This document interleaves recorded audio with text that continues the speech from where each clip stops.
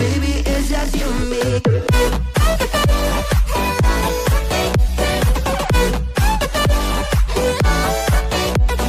Assalamualaikum warahmatullahi wabarakatuh. Pada video kali ini, saya akan menjelaskan tentang hakikat pembelajaran IPA di SD. IPA adalah ilmu yang mempelajari peristiwa-peristiwa yang terjadi di alam. IPA berhubungan dengan cara mencari tahu tentang alam secara sistematis. Sehingga IPA bukan hanya penguasaan kumpulan sistematis, dan IPA bukan hanya penguasaan kumpulan pengetahuan yang berupa fakta-fakta, konsep-konsep, atau prinsip-prinsip saja, tetapi juga merupakan suatu proses penemuan.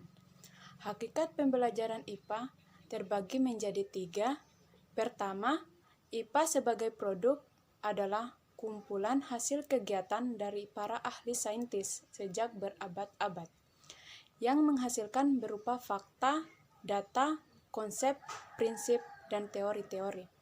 Jadi hasil yang berupa fakta merupakan kegiatan empirik, sedangkan hasil dari data, konsep, prinsip, dan teori merupakan kegiatan analitik.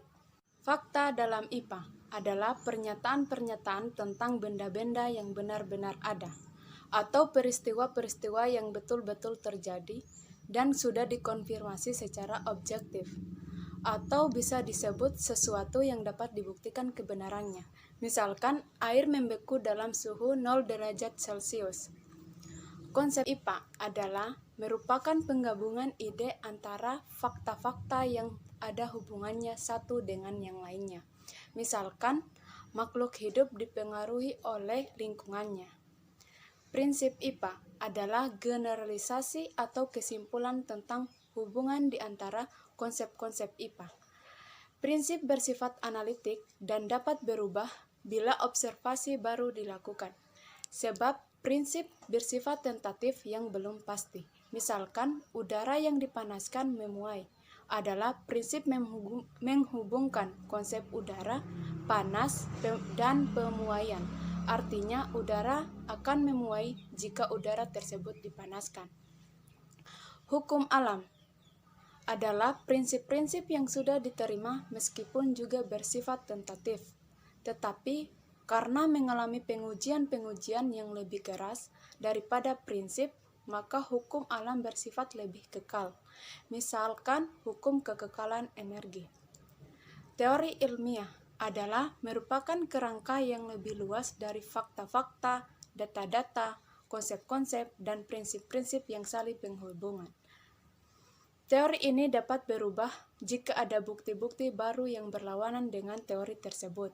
Misalkan, teori meteorologi yang membantu para ilmuwan untuk memahami mengapa dan bagaimana kabut dan awan terbentuk. Kedua, IPA sebagai proses adalah strategi atau cara yang dilakukan para ahli saintis dalam menemukan berbagai hal tersebut sebagai implikasi adanya temuan-temuan tentang kejadian-kejadian atau peristiwa-peristiwa alam. Jadi, dalam proses kita bisa berpikir dalam memecahkan suatu masalah yang ada di lingkungan. Melalui proses ini, kita bisa mendapatkan temuan-temuan ilmiah dan perwujudannya berupa kegiatan ilmiah yang disebut penyelidikan ilmiah. Penyelidikan ilmiah terbagi menjadi 7 tahapan. Di antaranya, 1. Observasi atau pengamatan, yaitu kegiatan yang dilakukan dengan menggunakan panca indera. 2. Prediksi, yaitu memperkirakan apa yang akan terjadi berdasarkan kecenderungan atau pola hubungan yang terdapat pada data yang telah diperoleh. 3. Interpretasi, yaitu penafsiran terhadap data-data yang telah diperoleh dari hasil pengamatan. 4. Merencanakan dan melaksanakan penelitian eksperimen, tahap-tahap penelitian. 5. Mengendalikan variabel, yaitu mengukur variabel sehingga ada perbedaan pada akhir eksperimen karena pengaruh variabel yang diteliti. 6. Hipotesis, yaitu suatu pernyataan berupa dugaan sementara tentang kenyataan-kenyataan yang ada di alam melalui perkiraan. 7. Kesimpulan, yaitu hasil akhir dari proses pengamatan. Ketiga, IPA sebagai sikap ilmiah adalah dalam proses IPA mengandung cara bekerja, sikap, dan cara berpikir. Dan dalam memecahkan masalah atau persoalan, seorang ilmuwan berusaha mengambil sikap tertentu yang memungkinkan usaha mencapai hasil yang diharapkan. Sikap ini dinamakan sikap ilmiah. Sikap ilmiah menurut Wine Harley dan Heudroh Darmojo yang dapat dikembangkan pada anak sekolah dasar yaitu sikap ingin tahu, sikap ingin mendapatkan sesuatu yang baru, sikap kerjasama, sikap tidak putus asa, sikap tidak berprasangka, sikap mawas diri, sikap bertanggung jawab, sikap berpikir bebas, sikap kedisiplinan diri. Adapun sikap ilmiah lain yang muncul dari hasil pengamatan atau observasi yang sekarang lebih dikenal segan karakteristiknya adalah jujur, teliti, dan cermat. Pembelajaran IPA di sekolah dasar bertujuan agar siswa 1. Mengembangkan rasa ingin tahu dan suatu sikap positif terhadap sains, teknologi, dan masyarakat. 2. Mengembangkan keterampilan proses untuk menyelidiki alam sekitar, memecahkan masalah, dan membuat keputusan. 3. Mengembangkan pengetahuan dan pemahaman konsep-konsep sains yang akan bermanfaat dan dapat diterapkan dalam kehidupan sehari-hari. 4. Mengembangkan kesadaran peran dan pentingnya sains dalam kehidupan sehari-hari. 5. Mengalihkan pengetahuan, keterampilan, dan pemahaman ke bidang pengajaran lain. 6. Ikut serta dalam memelihara, menjaga, dan melestarikan lingkungan alam. Menghargai berbagai macam bentuk ciptaan Tuhan di alam semesta ini untuk dipelajari. Baiklah, itu saja yang dapat saya jelaskan pada video kali ini. Wabillahi taufiq wal hidayah. Wassalamualaikum warahmatullahi wabarakatuh. Baby, it's just you and me.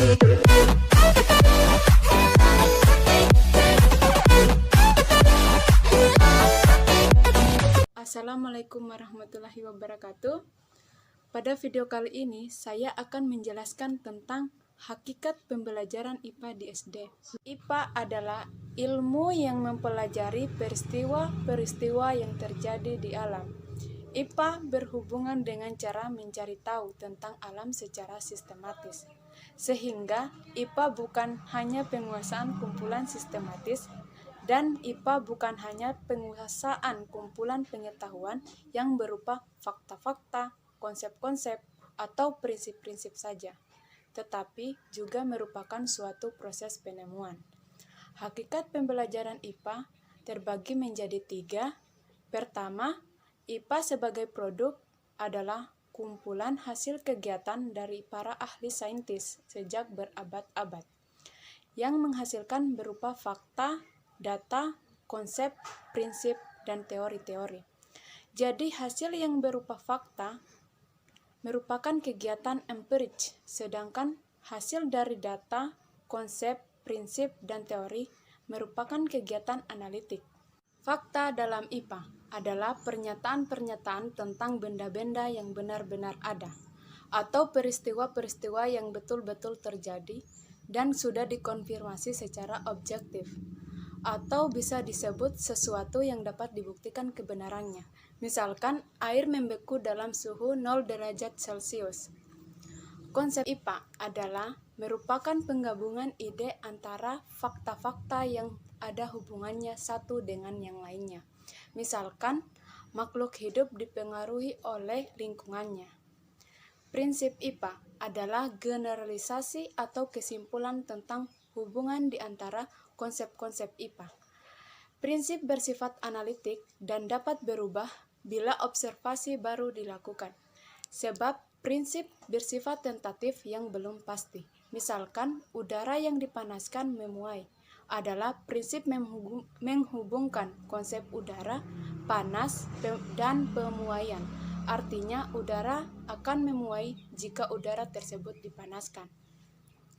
Hukum alam adalah prinsip-prinsip yang sudah diterima meskipun juga bersifat tentatif. Tetapi karena mengalami pengujian-pengujian yang lebih keras daripada prinsip, maka hukum alam bersifat lebih kekal. Misalkan hukum kekekalan energi. Teori ilmiah adalah merupakan kerangka yang lebih luas dari fakta-fakta, data-data, konsep-konsep, dan prinsip-prinsip yang saling berhubungan. Teori ini dapat berubah jika ada bukti-bukti baru yang berlawanan dengan teori tersebut. Misalkan, teori meteorologi yang membantu para ilmuwan untuk memahami mengapa dan bagaimana kabut dan awan terbentuk. Kedua, IPA sebagai proses adalah strategi atau cara yang dilakukan para ahli saintis dalam menemukan berbagai hal tersebut sebagai implikasi adanya temuan-temuan tentang kejadian-kejadian atau peristiwa-peristiwa alam. Jadi, dalam proses kita bisa berpikir dalam memecahkan suatu masalah yang ada di lingkungan. Melalui proses ini, kita bisa mendapatkan temuan-temuan ilmiah dan perwujudannya berupa kegiatan ilmiah yang disebut penyelidikan ilmiah. Penyelidikan ilmiah terbagi menjadi 7 tahapan. Di antaranya, 1. Observasi atau pengamatan, yaitu kegiatan yang dilakukan dengan menggunakan panca indera. 2. Prediksi, yaitu memperkirakan apa yang akan terjadi berdasarkan kecenderungan atau pola hubungan yang terdapat pada data yang telah diperoleh. 3. Interpretasi, yaitu penafsiran terhadap data-data yang telah diperoleh dari hasil pengamatan. 4. Merencanakan dan melaksanakan penelitian eksperimen, tahap-tahap penelitian. 5. Mengendalikan variabel, yaitu mengukur variabel sehingga ada perbedaan pada akhir eksperimen karena pengaruh variabel yang diteliti. 6. Hipotesis, yaitu suatu pernyataan berupa dugaan sementara tentang kenyataan-kenyataan yang ada di alam melalui perkiraan. 7. Kesimpulan, yaitu hasil akhir dari proses pengamatan. Ketiga, IPA sebagai sikap ilmiah adalah dalam proses IPA mengandung cara bekerja, sikap, dan cara berpikir. Dan dalam memecahkan masalah atau persoalan, seorang ilmuwan berusaha mengambil sikap tertentu yang memungkinkan usaha mencapai hasil yang diharapkan. Sikap ini dinamakan sikap ilmiah. Sikap ilmiah menurut Wine Harley dan Heudroh Darmojo yang dapat dikembangkan pada anak sekolah dasar, yaitu sikap ingin tahu, sikap ingin mendapatkan sesuatu yang baru, sikap kerjasama, sikap tidak putus asa, sikap tidak berprasangka, sikap mawas diri, sikap bertanggung jawab, sikap berpikir bebas, sikap kedisiplinan diri. Adapun sikap ilmiah lain yang muncul dari hasil pengamatan atau observasi yang sekarang lebih dikenal segan karakteristiknya adalah jujur, teliti, dan cermat. Pembelajaran IPA di sekolah dasar bertujuan agar siswa 1. Mengembangkan rasa ingin tahu dan suatu sikap positif terhadap sains, teknologi, dan masyarakat. 2. Mengembangkan keterampilan proses untuk menyelidiki alam sekitar, memecahkan masalah, dan membuat keputusan. 3. Mengembangkan pengetahuan dan pemahaman konsep-konsep sains yang akan bermanfaat dan dapat diterapkan dalam kehidupan sehari-hari. 4. Mengembangkan kesadaran peran dan pentingnya sains dalam kehidupan sehari-hari. 5. Mengalihkan pengetahuan, keterampilan, dan pemahaman ke bidang pengajaran lain. 6. Ikut serta dalam memelihara, menjaga, dan melestarikan lingkungan alam, menghargai berbagai macam bentuk ciptaan Tuhan di alam semesta ini untuk dipelajari. Baiklah, itu saja yang dapat saya jelaskan pada video kali ini. Wabillahi taufiq wal hidayah. Wassalamualaikum warahmatullahi wabarakatuh.